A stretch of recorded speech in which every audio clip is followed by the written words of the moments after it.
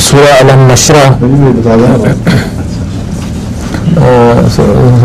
سورہ النشرہ میں یہ فَإِنَّ مَعَ الْعُسْرِ يُسْرًا یہ 2 دفعہ استعمال ہوا، دہرایا گیا اس کو، اس کی کیا حکمت ہے؟ مطلب اس میں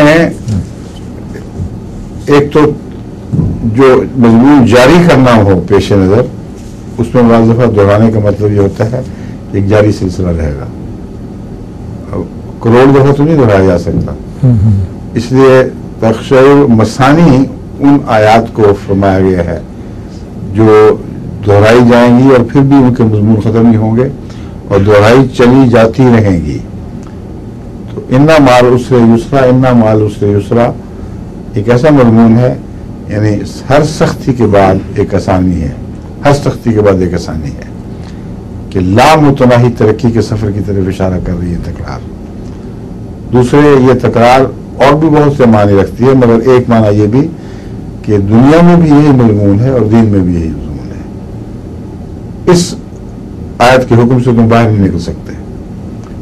دنیاوی امور میں بھی محنت کرو گے، سختیاں اٹھاؤ گے تو پھر آسائش حاصل ہوگی، دینی امور میں بھی محنت کرو گے، سختیاں اٹھاؤ گے تو آسائش حاصل ہوگی۔ یا ایھا الانسان انک کادح الی ربک قدحا فملاقیہ، اے انسان تو اپنے رب کی طرف سخت مشقت کر رہا ہے، فملاقی ہے، اس خوشخبری ہو کہ اس کا پھل ملے گا۔ تو وہی مع العسر یسرًا، اِنَّ مَعَ الْعُسْرِ یسرًا کا مضمون ہے۔ اور اب چونکہ وقت ختم ہو گیا اس لیے اجازت چاہتا ہوں، خدا حافظ، السلام علیکم۔